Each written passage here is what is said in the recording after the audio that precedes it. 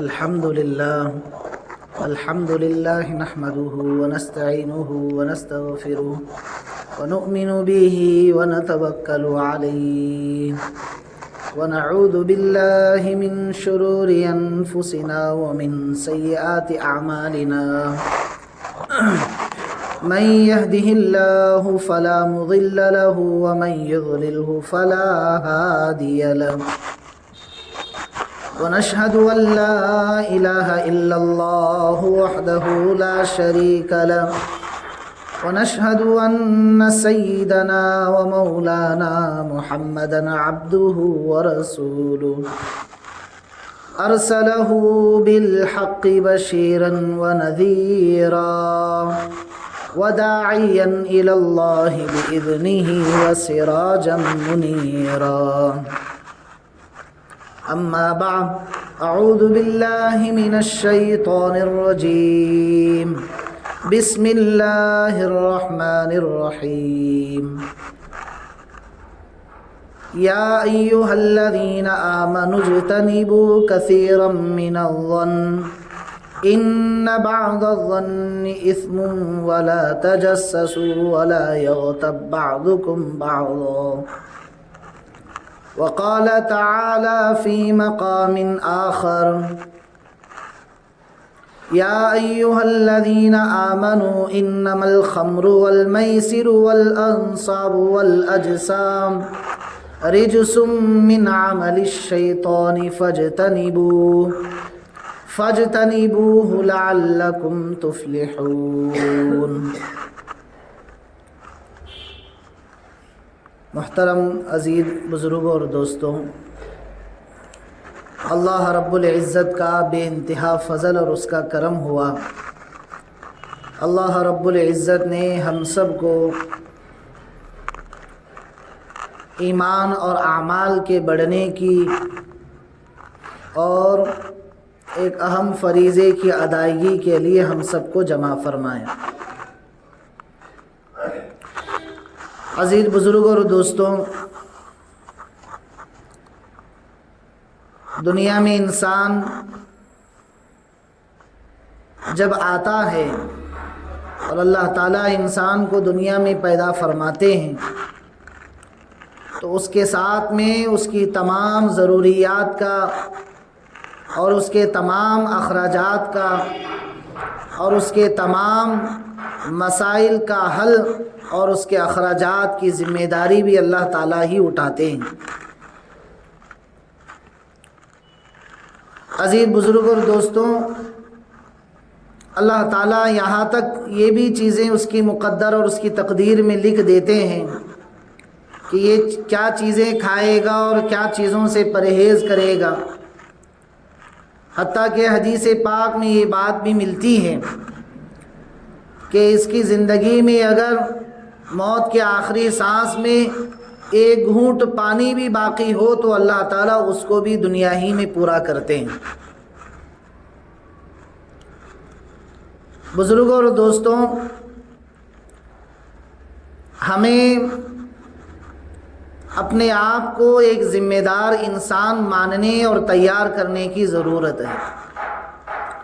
کہ ہم ایک ذمہ دار ہونے کے ناطے اور ایک خیر امت میں پیدا ہونے کے ناطے اور آخری نبی محمد الرسول اللہ صلی اللہ علیہ وسلم کی امت میں پیدا ہونے کے ناطے ہم پر یہ ذمہ داریاں بنتی ہیں کہ ہم ایک ذمہ دار انسان بنیں، ہمیں خود احتسابی کا ماحول بنائیں اور خود احتسابی اور ذمہ داری یہ ہے کہ ہم اللہ کے احکام کو پہچاننے والے بنیں، اللہ کی منہیات سے بچنے والے بنیں اور اللہ کے اوامر پر عمل کرنے والے بنیں۔ اللہ کے اوامر پر عمل کرنے سے اللہ تعالیٰ کی رضا ملتی ہے اور اللہ کے منہیات سے بچنے سے بھی اللہ کی رضا ملتی ہے۔ محترم عزیز بزرگوں اور دوستوں، یہ بطور مقدمہ اور بطور تمہید کے میں نے آپ کے سامنے یہ باتیں رکھی ہیں۔ اصل میرا موضوع یہ ہے کہ اللہ تبارک و تعالیٰ نے انسان کو جن چیزوں سے منع کیا ہے اس میں بھی اسی کا فائدہ رکھا ہے، اور جن چیزوں کے کرنے کا حکم دیا ہے اس میں بھی اسی کا فائدہ رکھا ہے۔ اللہ کی نافرمانی سے نہ اللہ کی شہنشاہیت میں کوئی فرق پڑتا ہے، نہ اللہ کی مرضیات پر چلنے سے اللہ کی شہنشاہی میں کوئی فرق پڑتا ہے۔ اس کی بادشاہت میں نہ کوئی کمی آتی ہے اور نہ کمی آج تک آئی ہے، بلکہ اللہ کی مرضیات سے بچنے میں ہمارا خود کا فائدہ یہ ہے کہ اللہ کی رضا ہمیں ملتی ہے، ہم جہنم سے بچنے والے بنتے ہیں اور جنت میں جانے والے بنتے ہیں۔ تو عزیز بزرگوں اور دوستوں، آج کے ہمارے معاشرے میں سلگتا ہوا ایک موضوع ہے، وہ نشے کی عادت ہے، جو آج کل ہمارے معاشرے میں اور خصوصاً نوجوانوں کی زندگیوں میں جو روزانہ بڑھتا ہی چلا جا رہا ہے۔ نشے کی بہت ساری قسمیں دنیا میں وجود میں آ چکی ہیں، جن میں سے مشہور چیزیں شراب کی عادت، الکحل کا استعمال، سگریٹ کا استعمال، تمباکو کی نوشی کی عادت، طرح طرح کی معاشرے میں اور سوسائٹی میں اور خصوصاً نوجوانوں میں یہ چیزیں بڑھتی جا رہی ہیں، جس کے سد باب کے لیے مجھے اور آپ کو ایک ذمہ دار انسان ہونے کے ناطے، ان چیزوں سے معاشرے کو پاک کرانے کے ناطے، محترم بزرگ اور دوستوں، ہمیں اس پر سنجیدگی سے کام لینے کی ضرورت ہے کہ ہمارے معاشرے میں اور خصوصاً نوجوانوں میں جو شراب کی عادتیں پڑ رہی ہیں، جوئے کی عادتیں پڑ رہی ہیں، روزانہ ایک نئی کہانی، ایک نیا معاشرہ، ایک نئی تشکیل، انٹرنیٹ کے ذریعے سے، فیس بک کے ذریعے سے، سوشل میڈیا کے ذریعے سے اور ناچنے اور گانے والوں کی ایکٹنگ کے ذریعے سے جو سماج میں تعفن پھیل رہا ہے، اس کے سد باب کے لیے ہم امت محمدی پیدا ہونے کے ناطے ہماری یہ ذمہ داریاں بنتی ہیں کہ ہم اپنے نوجوانوں کی صحیح گائیڈ لائن کریں، ان کی صحیح رہبری کریں، انہیں اس سلگتے موضوع سے آگاہ کرنے کے لیے وقتاً فوقتاً ان کو سمجھاتے رہیں کہ معاشرے میں نشے کی عادت جو ہے وہ انسان کو تباہ کر دیتی ہے۔ سوسائٹی میں نشے کی عادت جو ہے، گلی میں نشے کی عادت جو ہے، وہ انسان کو اللہ سے دور کر جاتی ہے۔ محترم بزرگ اور دوستوں، باطل نے اتنی محنت کی کہ وہ ایک غلط چیز کو اچھے انداز میں پیش کر کے نوجوانوں کو تباہی کے دہانے پر کھڑا کر دیا۔ ہم روزانہ یہ کہانی دیکھتے ہیں، ہم روزانہ یہ چیزیں معاشرے میں اپنے دیکھتے ہیں کہ نوجوانوں کی روزانہ جو زندگی گزرتی ہے اس میں اکثر عادتیں نشوں کی پڑی ہوئی ہیں۔ کسی کو سگریٹ کی عادت، کسی کو شراب کی عادت، شراب کے نام پر جو فیکٹریاں جو طاقت کے نام پر اپنا پروٹوکول بیچ رہی ہیں، اپنا پروڈکٹ بیچ رہی ہیں، جن میں شراب کی آمیزشیں ہوتی ہیں۔ محترم بزرگ اور دوستوں، آج نوجوان اور خصوصاً اس بہانے سے استعمال کرتے ہیں کہ ایک فیشن بن گیا، فلاں ہیرو اس کو استعمال کرتا ہے، ہم بھی استعمال کریں گے، فلاں ایکٹر اس کو استعمال کرتا ہے، ہم بھی پئیں گے، فلاں آدمی فیشن کے طور پر سگریٹ پیتا ہے تو ہم بھی اس کو پئیں گے۔ محترم بزرگ اور دوستوں، آج کے نوجوانوں میں یہ ترجیحات بن گئی، جن نوجوانوں کو علامہ اقبال نے کہا کہ ان کی منزلیں تو آسمان پر ہوتی ہیں، اور کسی حکیم نے بہت بڑے انداز میں کہا کہ نوجوانوں کا خون امت مسلمہ کے لیے بہت بڑا قیمتی سرمایہ ہوتا ہے۔ کوئی قوم اس وقت تک آگے نہیں بڑھ سکتی جب تک کہ اس قوم کے نوجوانوں کی جوانیاں صحیح راہ پر نہ لگ جائیں۔ محترم بزرگ اور دوستوں، ہمیں اس موضوع پر، اس ٹاپک پر بہت سنجیدگی سے گہرائی کے ساتھ دیکھنا ہوگا کہ ہمارے معاشرے میں جو خرافات بڑھ رہی ہیں، ہمارے سوسائٹی میں جو بےہودگی بڑھ رہی ہے، ہمارے معاشرے میں جو زنا کا عام ماحول بن چکا ہے، ہمارے معاشرے میں جو جھوٹ کی ایک بہت بڑی عادت پڑ چکی ہے، اس کو دور کرنے کے لیے اور اس کے سد باب کے لیے اللہ کے نبی صلی اللہ علیہ وسلم نے اس زمانے میں کیسے صحابہ کی گائیڈ لائن کی۔ 4 مرتبہ شراب کی حرمت قرآن کریم میں نازل ہوئی، جس کو ابھی شروع خطبے میں نے آپ کے سامنے قرآن کریم کی آیت کو پڑھ کر صرف ایک آیت میں نے پڑھی ہے، جس میں اللہ رب العزت فرماتے ہیں اجتنبوا، تم پرہیز کرو شراب اور شراب کی آزائشوں سے اور اس کے آلات سے، نشے اور نشے کی چیزوں سے، بت پرستی سے۔ محترم بزرگ اور دوستوں، اللہ کے نبی صلی اللہ علیہ وسلم دوسری جگہ ارشاد فرماتے ہیں شراب کی وجہ سے اور شراب جیسی نشے کی چیزوں کی وجہ سے آدمی بعض مرتبہ اپنے ایمان سے باہر نکل چلا جاتا ہے۔ حضرت عثمان غنی رضی اللہ عنہ کے دور خلافت میں ایک بہت بڑا عابد آدمی تھا، جو بہت پرہیزگار، متقی اور اللہ کا عبادت گزار تھا۔ ایک عورت اس پر فریفتہ ہو گئی، لیکن یہ بیچارہ بہت پرہیزگار، متقی، اللہ سے ڈر کر زندگی گزارنے والا، حضرت عثمان غنی رضی اللہ عنہ کے دور خلافت میں یہ عورت جو ہے اس آدمی کو کسی بھی طریقے سے اپنے جھانسے میں لینے کے لیے اس کو طرح طرح کے حربوں سے آزماتی رہی، لیکن تاریخ میں لکھا ہے کہ ایک بیچارہ پرہیزگار، ایک اللہ کی اطاعت کے ساتھ زندگی گزارنے والا، یہ اللہ سے ڈر کر زندگی گزارتا تھا۔ ایک مرتبہ اس کو کسی بہانے سے لے کر گئے اور بہلا پھسلا کر اس کو ایک دروازے میں بند کر دیا اور اس کے سامنے یہ چیزیں رکھی گئیں، ایک طرف شراب رکھی گئیں اور ایک طرف شراب کی آزائشوں اور اس کی نشے کی چیزوں کو رکھا گیا، ایک طرف ایک چھوٹے بچے کو رکھا گیا اور ایک طرف وہ عورت خود تیار ہو گئی اور کہنے لگی تو اس کمرے سے باہر اس وقت تک نہیں جا سکتا جب تک کہ تو ان میں سے کسی چیز کو اختیار نہ کرے۔ یہ بیچارہ مرتا کیا نہ کرتا، اس کے دل میں خیال آیا کہ چلو زنا تو بہت بڑا جرم ہے اور بچے کا قتل بہت بڑا جرم ہے، میں شراب پی کر اپنی جان بچا لیتا ہوں، تو وہ شراب کے گلاس کو اپنے منہ سے لگا لیا۔ یہ حضرت عثمان غنی رضی اللہ عنہ کے دور خلافت میں پیش آئے ہوئے واقعات ہیں۔ محترم بزرگ اور دوستوں، میں آپ کے سامنے یہ تاریخ کا واقعہ اس لیے پیش کر رہا ہوں کہ بعض مرتبہ انسان کو ماضی کے واقعات سے بہت بڑے سبق ملتے ہیں، اسے بہت بڑے ایسے میسیجز ملتے ہیں کہ جن واقعات سے اپنے سامنے رکھ کر وہ معاشرے کو صحیح ڈگر پر اور صحیح رخ پر لے کر چلنے کے لیے اصول بناتا ہے، اور نوجوانوں سے نشے کی عادتوں کو چھڑانے کے لیے اسے راستے ملتے ہیں کہ وہ کس طریقے سے ماضی کے واقعات سے خود احتسابی اپنے اندر پیدا کریں۔ لیکن محترم بزرگ اور دوستوں، یہ آدمی شراب کا گلاس جیسے ہی پیتا ہے تو اسے اور ایک گلاس کی طلب لگ جاتی ہے، اور ایک گلاس پی لیتا ہے اور تیسرا بھی پیتا ہے، چوتھا بھی پیتا ہے، حتیٰ کہ ایک وقت ایسا آتا ہے کہ پورا شراب کا مٹکا یہ پی کر ختم کر دیتا ہے۔ آپ کو معلوم ہے نشے کی یہ خاص بات ہوتی ہے اور نشے کے یہ خاص اثرات ہوتے ہیں کہ آدمی کے اندر جب نشے کی عادت پڑ جاتی ہے تو اس کے سامنے باپ اور ماں کا مقام نہیں رہتا ہے۔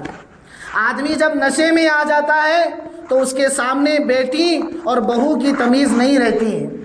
آدمی جب نشے میں آ جاتا ہے تو اس کے سامنے اچھائی اور برائی کی تمیز نہیں رہتی۔ یہاں بھی یہی مسئلہ ہوا، جب اس نے ان دونوں چیزوں کو چھوڑ دیا، بچے کے قتل کو بھی چھوڑ دیا اور زنا سے بھی دور رہتے ہوئے اس نے یہ سوچ کر پیا کہ میری جان بچ جائے گی ایک گلاس شراب کی وجہ سے۔ لیکن بزرگ اور دوستوں، تاریخ میں یہ بات بہت وضاحت سے ملتی ہے کہ پھر یہ آدمی شراب کی لت میں زنا کا بھی مرتکب ہوا اور بچے کو بھی قتل کر کے ختم کر دیا۔ بتلانا یہ مقصود ہے اس واقعے سے کہ بعض مرتبہ نشے کی عادت انسان کو کفر تک پہنچا دیتی ہے، انسان کو معاشرے میں نشے کی وجہ سے بہت بڑے بڑے جرائم کا ارتکاب کرنا پڑتا ہے۔ انسان بعض مرتبہ شراب کی عادت کی وجہ سے وہ اللہ کی پھٹکار کا مستحق ہوتا ہے، نہ معاشرہ اس کو اچھی نگاہوں سے دیکھتا ہے، نہ اللہ کی رجسٹر، اللہ کی فہرست اور اللہ کی نگاہ میں نشے کی عادت والا آدمی اچھا انسان شمار ہوتا ہے۔ اسی لیے اللہ کے نبی صلی اللہ علیہ وسلم پر جب وحی نازل ہوئی نشے سے پرہیز کرنے کے لیے، تو اللہ تعالیٰ نے فوراً کوئی حکم نازل نہیں کیا، بلکہ اس کے بارے میں ایک تمہیدی گفتگو دے دی اور کہا یا ایھا الذین آمنو، یہ اے ایمان والو تم نشے اور نشے کی چیزوں سے پرہیز کرو۔ یہ پہلا حکم نازل ہوا۔ پھر کچھ دن چلے گئے تو پھر ایک اور حکم آیا، اس میں تھوڑی سی سختی اللہ تعالیٰ نے برتی۔ پھر جب کچھ دن اور چلے گئے تو اللہ تعالیٰ نے ڈائریکٹ فیصلہ ہی سنا دیا کہ اب کوئی مسلمان نشے کی حالت میں مسجد کو نہ آئے، اب کوئی مسلمان نشے کی حالت میں نماز کی ادائیگی نہ کرے۔ تو اس زمانے میں جیسے ہم بارہا یہ واقعہ سنتے ہیں کہ پورے جتنے کے گھروں میں شراب کے مٹکے رکھے ہوئے تھے وہ مدینہ منورہ کی گلیوں میں لا کر بہا دیا۔ اور یہاں تک علامہ اقبال نے یہ بات لکھی کہ اس زمانے میں شراب کی عادت لوگوں کو ایسی تھی جیسے کہ چھوٹے بچے کو گٹی پلائی جاتی ہے، اس طریقے سے لوگوں کو شراب کی عادت اس زمانے میں تھی۔ چاہے شراب ہو یا شراب جیسی اور نشے کی چیزیں ہوں، آج ہمارے نوجوانوں میں محترم بزرگوں اور دوستوں الگ الگ برانڈ کے نام سے مشہور ہوتے جا رہے ہیں، اور نوجوان خصوصاً فیشن کے نام پر، اور نوجوان خصوصاً ایک ہیرو کی ایکٹنگ کے نام پر، ایک ناچنے اور گانے والے کی اداکاری کے نام پر، فیشن کے نام پر نشوں کی چیزوں کو استعمال کر رہے ہیں۔ جیسے مثال کے طور پر نوجوان سونا استعمال کرتے ہیں، جو بالکل شریعت کی نظر میں مرد کے لیے سونا شریعت نے حرام قرار دیا، اور چاندی کی انگوٹھیاں استعمال کرتے ہیں، اور اس میں بھی شریعت نے 4 ماہ کی، یعنی اتنی چاندی مرد کے لیے جائز ہے جو 4 ماہ کے گرام تک پہنچتی ہے۔ لیکن بزرگوں اور دوستوں اچھے اچھے لوگوں کو ہم نے دیکھا کہ گلوں میں سونے کے چین ہوتے ہیں، چاندی کے چین ہوتے ہیں، سگریٹ کی عادت ہوتی ہے، اتنے بڑے بڑے کڑے پہنے ہوتے ہیں جو شریعت کی نظر میں بالکل حرام ہے، اور ایسے لوگوں کے پیچھے اقتداء کرنا حرام ہے۔ لیکن آج ہمارے نوجوان جو بیچارے کبھی کبھار مسجد کو آتے ہیں، اور وہ بھی کس حالت میں ہوتے ہیں، ان کے انگوٹھیاں کتنی بڑی، کانوں میں بالیاں ہوتی ہیں جو عورتوں کی عادت ہیں، بالیاں پہننا عورتوں کی عادت، لیکن ہمارے نوجوان اس کو استعمال کرتے ہیں۔ اور مزید برآں ہم نے یہاں تک دیکھا کہ بچے کی پیدائش پر جو لوگ مہمان بن کر اس بچے کو دیکھنے جاتے ہیں، وہ بھی اپنے بچوں کو اور اپنے رشتہ داروں کو بطور ہدیہ کے ہاتھوں میں کڑے دے دیتے ہیں۔ حالانکہ یہ مسئلہ ہمیں معلوم رہنا چاہیے، جب تک وہ بچہ، وہ جوان اپنے ہاتھ میں وہ کڑا، کانوں میں بالی اور ناک پر فیشن کے نام پر اسٹیچو بنانا جب تک وہ کرتا رہے گا، اللہ تعالیٰ کی لعنت کا فٹکار کا مستحق ہوتا رہے گا۔ آج ہم ان مسائل سے بہت دور ہو گئے بزرگوں اور دوستوں۔ کہنے کا مقصد یہ ہے کہ ہم اپنے معاشرے میں ایسی چیزیں تشکیل دیں اور ایسی چیزوں کو پروموٹ کریں کہ جن کی وجہ سے خصوصاً ہمارے نوجوان ان نشوں کی چیزوں سے باز رہنے والے بنیں۔ اللہ کے نبی صلی اللہ علیہ وسلم نے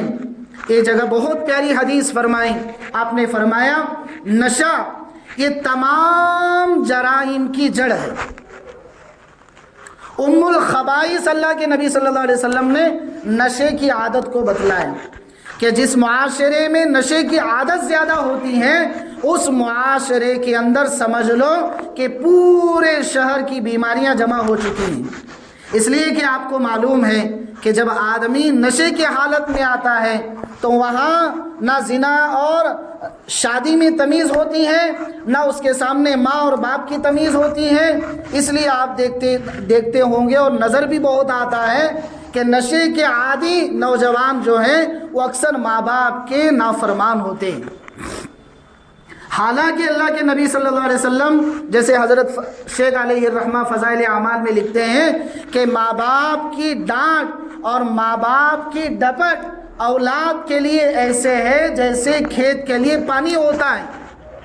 حضرت شیخ علیہ الرحمہ نے ان فضائل کے احادیث میں اس روایت کو نقل کیا ہے، اور آپ نے فرمایا ہے آگے کہ اللہ کے نبی صلی اللہ علیہ وسلم حقیقت میں ہمیں یہ سمجھانا چاہتے ہیں کہ ماں باپ کی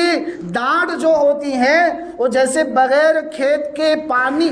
کھیت کو بغیر پانی کے جب وہ ویران جنگل بن جاتا ہے، اس میں خاردار جنگل اڑتے ہیں، خاردار درخت لگتے ہیں اور کانٹے دار درخت لگتے ہیں جو لوگوں کو تکلیف پہنچاتے ہیں، اسی طریقے سے جن نوجوانوں کی تربیت ماں باپ نہیں کرتے وہ نشے کے عادی بن جاتے ہیں، تو اللہ کے نبی صلی اللہ علیہ وسلم یہ سمجھانا چاہتے ہیں کہ وہ نوجوان کبھی زنا کا شکار ہوتے ہیں، وہ نوجوان کبھی تو نشے کی چیزوں کو استعمال کرنے کی شکار ہوتے ہیں، اور اکثر یہ مسائل اب ہمارے معاشرے میں آ رہی ہیں پیش کہ لوگ جو ہیں وہ نشے کی عادت کو بہت زیادہ پروموٹ کر رہے ہیں کہ جس کی وجہ سے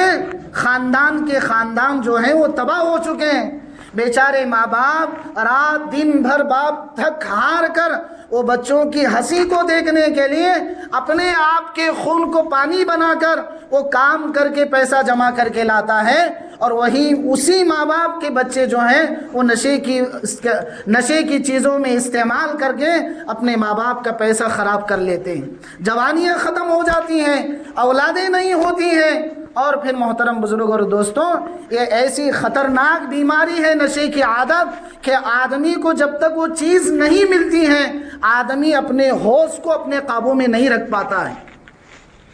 اس لیے بزرگ اور دوستوں شروع خطبے میں نے آپ کے سامنے جو آیت کریمہ تلاوت فرمائے قرآن کریم کی، اللہ رب العزت اس میں فرماتے ہیں اے ایمان والو تم نشے اور نشے کی چیزوں سے باز رہنے کی کوشش کرو۔ کیوں ہمیں پرہیز کرنا ہے؟ اللہ تعالیٰ اس کا علاج بھی آگے فرماتے ہیں لعلکم تفلحون، تاکہ تم کامیاب ہو جاؤ۔ کامیابی کیسی ہے؟ دنیا کے حساب سے بھی کامیابی ہے اور آخرت کے حساب سے بھی ہمیں کامیابی ہے۔ اسی طریقے سے آج ہمارے معاشرے میں جہاں بہت ساری نشے کی چیزیں پروموٹ کی جا رہی ہیں، ان میں سے ایک بہت بڑی نشے کی عادت ہے 3 پتی کا گیم، جو بہت ہی تیزی کے ساتھ میں نے گوگل پر اس کی ریسرچ لکھی ہے، میں نے اپنے ڈائری میں، کہ سب سے زیادہ انویسٹ جس کمپنی میں آج یہودی کر رہے ہیں وہ 3 پتی کے گیم پر کر رہے ہیں، اور ساتھ ہی ساتھ اب ڈریم 11 آ گیا معاشرے میں کہ جو سراسر ناجائز اور حرام ہے ہمارے معاشرے میں، اور اللہ کے نبی صلی اللہ علیہ وسلم نے سود سے، زنا سے اور اسی طریقے سے سود کی جتنے طریقے دنیا میں ایجاد کیے گئے ہیں ان سے بچنے کا تاکیداً حکم دیا، اور آپ نے اس زمانے میں صحابہ سے یہ چیزیں جب اس زمانے میں ہوتی تھیں تو آپ نے عملاً انہیں روک کر دکھایا ہے، ان کے ہاتھ تھامے ہیں۔ ایک صحابی کے ہاتھ سے آپ نے انگوٹھی چھینی اور پھینک دی، اور آپ نے فرمایا میرے صحابی مرد کے لیے سونا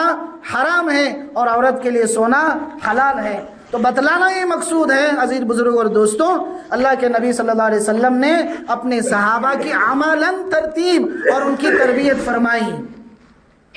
تو اس طریقے سے ہمارے معاشرے میں اور سوسائٹی میں بڑی بڑی چینیں گلے میں استعمال کرتے ہیں۔ بہت عجیب تماشا دیکھنے میں آتا ہے، شادیوں میں جو دولہے میاں ہوتے ہیں وہ ہاتھ میں کڑا استعمال کرتے ہیں، انگوٹھیاں استعمال کرتے ہیں، اور اسی طریقے سے بزرگ اور دوستوں فیشن کے نام پر بالوں کی کٹنگ ایک بہت چلتی ہے۔ اللہ کے نبی صلی اللہ علیہ وسلم نے فرمایا کہ میں میری امت کو یہ تعلیم دیتا ہوں کہ وہ اپنے بالوں کو مسلح کرانے سے بچائے۔ مسلح کس کو کہتے ہیں؟ آدھی ناک کاٹ دی اور آدھی رکھ دی۔ مسلح کسے کہتے ہیں؟ آدھا بوٹ کاٹ دیا اور آدھا رکھ دیا، اس کو کہتے ہیں مسلح۔ جیسے ہم اپنی مادری زبان میں سمجھے تو کھیما کھیما۔ تو اللہ کے نبی صلی اللہ علیہ وسلم فرما رہے ہیں کہ تم اپنے بالوں کو مسلح کرانے سے بچاؤ۔ کیوں؟ کیونکہ مسلح کرانے کی وجہ سے جب تک وہ چیز اس کے بدن پر رہتی ہے اس وقت تک اللہ کی لعنت اس پر برستی رہتی ہے۔ اب آپ اندازہ لگائیے ہمارے نوجوانوں کی اکثروں کی یہی حالت ہے، اور اس میں مزید بڑا یہ ہے کہ ابھی نوجوانوں کی جوانی کی دہلیز پر ہیں، لیکن اس سے پہلے سفید بال کروا لیتے ہیں، اس میں رنگ استعمال کر لیتے ہیں۔ حالانکہ الگ الگ طریقوں کا رنگ استعمال کرنا یہ آدمی کے لیے شیبہ نہیں دیتا ہے۔ وہ ایک کارٹون نظر آتا ہے اور وہ 2D کارٹون نہیں 3D کارٹون نظر آتا ہے انسان اور خصوصاً نوجوان. تو بزرگ اور دوستوں ہم اپنے معاشرے میں ان چیزوں کو سد باب کریں، کیونکہ اللہ تبارک و تعالیٰ نے ہر بیٹھنے والے یہاں مسلمان کے کندھوں پر یہ ذمہ داری دی ہے، اور آپ نے فرمایا ہے کلکم راعٍ وکلکم مسئول عن رعیتہ، کہ ہر آدمی سے اللہ تعالیٰ قیامت کے دن سوال کریں گے، اس کی ذمہ داریوں کے بارے میں اس سے پوچھیں گے. اور جہاں بزرگ اور دوستوں ہمارے اوپر بچوں کی ان کے نان و نفقے کی ذمہ داری ہے، ان کے چلن کی ذمہ داری ہے، ان کو پالنے کی ذمہ داری ہے، وہیں پر ہم ماں باپ پر اور ہم بڑوں پر یہ ذمہ داری ہے کہ ہم اپنے بچوں کو نشے کی عادتوں سے بچائیں، ہم اپنے بچوں کو ایسی کٹنگ سے بچائیں جو اللہ کی لعنت کا پھٹکار ہے، جو اللہ کی لعنت ان پر برستی ہے. ہم اپنے معاشرے میں بزرگ اور دوستوں اگر ہم ان چیزوں کا سد باب کریں گے تو جیسے میں نے شروع میں کہا کہ اللہ کے اوامر پر عمل کرنے سے یہ اللہ راضی ہوتے ہیں، اور اللہ کے منہیات سے بچنے سے اس سے بھی اللہ راضی ہوتے ہیں. تو عزیز بزرگ اور دوستوں ہم یہ کوشش کریں، اور ہمارے بس میں اللہ نے جتنی وسعت دی ہے اور اللہ نے ہمیں جتنی چیزوں کا مکلف اور ذمہ دار بنایا ہے، ہم اپنی ذمہ داری کے احساس کے ساتھ میں ہم یہ بھرپور اپنی کوشش کریں کہ ہم اپنے نوجوانوں کو نشے کی عادت سے بچائیں. جیسے میں نے آپ کے سامنے ابھی گنائے کہ 3 پتی کا گیم ہے، ڈریم 11 ہے، اور اسی طریقے سے لوڈو گیم ہے، جن پر باقاعدہ کروڑوں کے انویسٹ کیے جا رہے ہیں. باقاعدہ میں نے آپ کو یہ بات بھی بتا دینا مناسب سمجھتا ہوں کہ ہمارے ساتھ میں ایک نوجوان کی ملاقات ہوئی، وہ بیچارہ کہنے لگا مولانا قرضہ بہت ہوا ہے میرے اوپر. میں نے کہا بھائی شادی نہیں ابھی تک، تیرا نہ تو نے کوئی گھر بنایا ہے نہ کہیں پلاٹ لیا ہے، پھر قرضہ کس بات کا، کام تو روزانہ کرتا ہے. تو کہتا ہے کہ ڈریم 11 میں پیسے لگا کر میں آج مقروض ہو گیا ہوں. کتنے لگائے؟ کہا 11 لاکھ روپئے کا انویسٹ کیا تھا. کتنے؟ یہ ہمارے معاشرے اور ہمارے شہر کی کارگزاری ہے، کوئی باہر کی کارگزاری نہیں، ہمارے شہر کی کارگزاریاں ہیں کہ نوجوان ہمارے ڈریم 11 کے نام پر 3 پتی کے نام پر کروڑوں روپے انویسٹ کر رہے ہیں، اور ماں باپ کو کیا بول رہے ہیں کہ مالک ابھی پگار دیا نہیں. ماں باپ کو یہ دھوکہ دے رہے ہیں اور باہر سے یہ کام کر رہے ہیں. بزرگ اور دوستوں نوجوانیاں ختم ہو گئیں ان چیزوں کی وجہ سے. یہاں تک نوبت آئی کہ وہ بیچارہ نوجوان اس کا باپ مجھے کہنے لگا اس کو یا تو قتل کروں گا یا کہیں چھوڑ کے آ جاؤں گا، مجھے سر پر اتنا قرضہ ہو چکا ہے. مولانا یہ حالات ہیں معاشرے کے، یہ حالات ہیں سوسائٹی کے، یہ حالات ہیں ہمارے شہروں کے. نوجوانوں اور خصوصاً میں آپ بڑوں سے یہ ادباً عرض کر رہا ہوں کہ ہم اپنے نوجوانوں کو نشے کی چیزوں سے پرہیز کریں. جیسے لوگ شراب کو نشہ سمجھتے ہیں، لوگ سگریٹ پینے کو نشہ سمجھتے ہیں، لوگ نشے کی چیزوں کو نشہ سمجھتے ہیں، موبائل کا غلط استعمال بھی نشہ ہی ہے. موبائل کا غلط استعمال چاہے وہ ڈریم 11 کی شکل میں ہو یا پھر 3 پتی کی شکل میں ہو، اور جتنے سود کے جتنے کاروبار اور گیم ایجاد ہو چکے ہیں وہ تمام کے تمام بزرگ اور دوستوں نشے کی عادتیں ہیں، جس کی شکلیں الگ الگ ہیں لیکن اس کا سائیڈ ایفیکٹ ایک ہی نظر آتا ہے معاشرے میں، جس کی وجہ سے معاشرے میں چوری زیادہ ہو رہی ہیں، جس کی وجہ سے بیچارہ باپ صبح سے شام تک کام کر کے آ کر اپنی پاکٹ منی میں پیسہ رکھا ہوتا ہے، اور جب رات کو آرام کرتا ہے صبح جب پاکٹ کھول کے دیکھتا ہے تو جہاں 1000 کی انکم تھی وہاں صرف 400 باقی ہیں، 600 غائب ہیں. اور وہ بیچارہ وہ بھڑک کر اپنی بیوی کو مارتا ہے، کبھی ماں کو ڈانٹتا ہے کہ تم ہی نکال لیے ہوں گے. وہ بیچارے بیٹے کی محبت میں خاموش ہو جاتے ہیں، لیکن انہیں معلوم نہیں ہوتا ہے کہ یہی بیٹا 600 کو اپنے نشے میں استعمال کر جاتا ہے. تو ماں باپ کا جو خون پسینے کی کمائی جو ہے وہ ہمارے نوجوان نشے میں استعمال کر رہے ہیں. اس لیے عزیز بزرگ اور دوستوں، میں آپ کے سامنے اللہ کے نبی صلی اللہ علیہ وسلم کی احادیث کو مد نظر رکھتے ہوئے میں آپ سے ادباً یہ عرض کر رہا ہوں کہ ہمارے معاشرے کو نشے کی عادتوں سے بچانے کی بھرپور کوشش کریں، اس سے اللہ راضی ہوتے ہیں، معاشرے پر اللہ کی نظر کرم پڑتی ہے اور اس معاشرے میں دین کی فضاؤں کے پھیلنے کا ایک راستہ ملتا ہے۔ کریں گے انشاءاللہ۔ اللہ تعالی ہم سب کو عمل کی توفیق عطا فرمائے۔